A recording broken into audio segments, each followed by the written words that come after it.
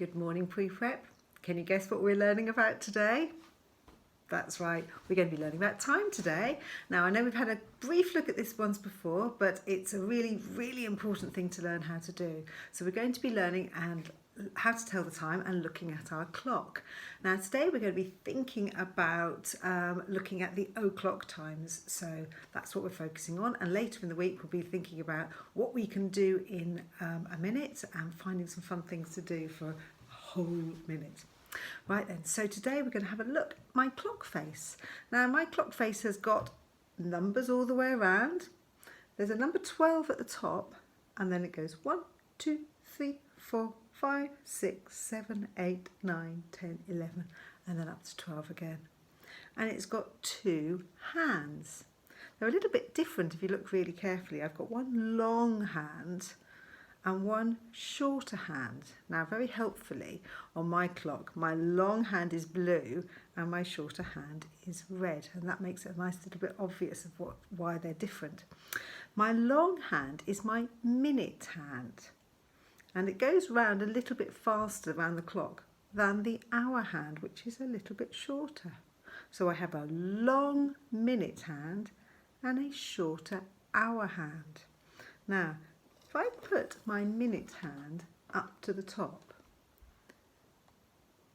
that's telling me it's an o'clock time. So as soon as my minute hand points to the number 12, it's something o'clock. And if we want to work out what o'clock it is, all we have to do is look at the hour hand, and it will be pointing to a number. What number is my hour hand pointing to at the moment? That's right, number 8. Well done. So my clock is telling me it is 8 o'clock. Now, as your minute hand travels all the way round, something quite amazing happens to your hour hand. So there it is. Look, my minute hand is back up to number 12. It's o'clock. But what's happened to my hour hand? It's moved. That's right, now it's 9 o'clock. And every time, if you watch carefully with the hour hand, my minute hand moves round my clock, the hour hand moves slowly round with it. It's gone all the way round again. It's something o'clock because it's the minute hand is pointing to the top.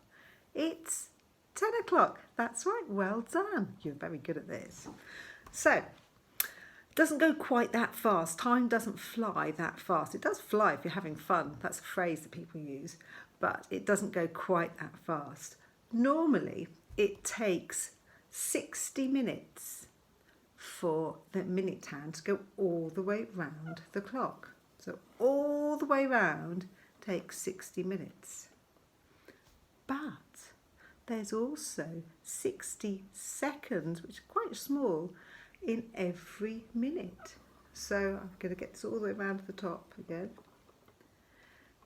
All of these little dots represent 1 minute, and it takes 60 seconds for your minute hand to move that distance. I'm going to count 10 seconds in a moment so you can see how long it takes.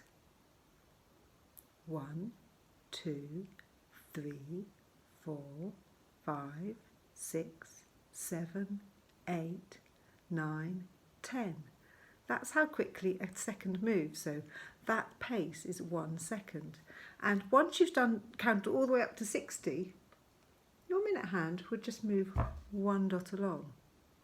And it has to do that 60 times to get all the way round. So it takes quite a long time. Look, we've made it round again. What time is my clock showing now? That's right, 1 o'clock.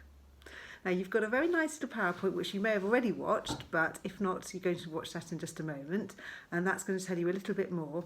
But I thought it would be rather fun today to make our own clocks. So I've been busy making one already, but I'm going to show you how we can do it. So what you need is, you're going to need a piece of cardboard. I got this from a book that was delivered the other day, so I thought that could be very handy, so I hung on to that. So you can use a a cereal box or a pizza box, anything that you've got that's got maybe a bit of cardboard to it. If you haven't got any cardboard, a piece of paper will be absolutely fine. Now, but you do need it probably in a circle shape. That's going to be the easiest thing. Now, my clock has got lots and lots of numbers around the middle, sorry, around the outside. So I need to add my numbers in. Now, I've found the easiest way to do that is add them in a funny order. So if you look at my clock, I'll bring it back again. It has a number 12 at the top. Now, let's see if I can write a number 12 at the top. There it is. Now, the easiest way to make sure you get your numbers in the right place is to then look all the way down to the bottom and find your number 6 and do the same with your clock. So I'm going to put my number 6 at the bottom.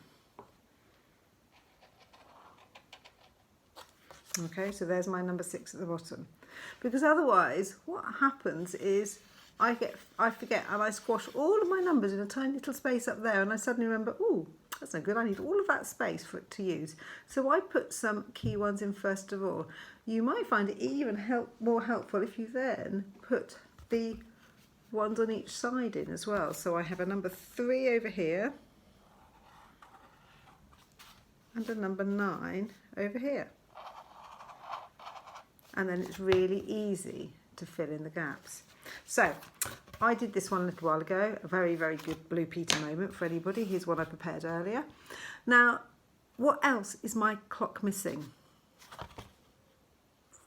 That's right, I need some hands, don't I? So I've made some hands. Now I remembered that I needed a long hand for my minute hand and a short hand for my hour hand. So I have got a short hand and I have got a long hand. Now, what you need to do is you need a piece of blue tack or a rubber, something that's going to look after your fingers because you're going to use something sharp. Now, I used a drawing pin. You may I would, if I was in the classroom, use a split pin, but I didn't have any at home, so I couldn't imagine that you probably would have any at home either. So I thought I'd use probably something that you would have. So drawing pin, but this is where mummy or daddy needs to help you, okay? So I don't want any sore fingers. Now you've got to guess or estimate about the middle of your clock and then put your blob of blue tack on the middle of your blob, okay?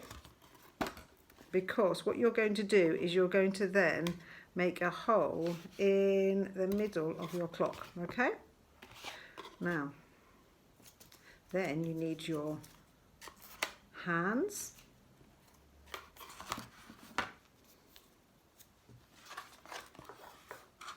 It's a bit fiddly.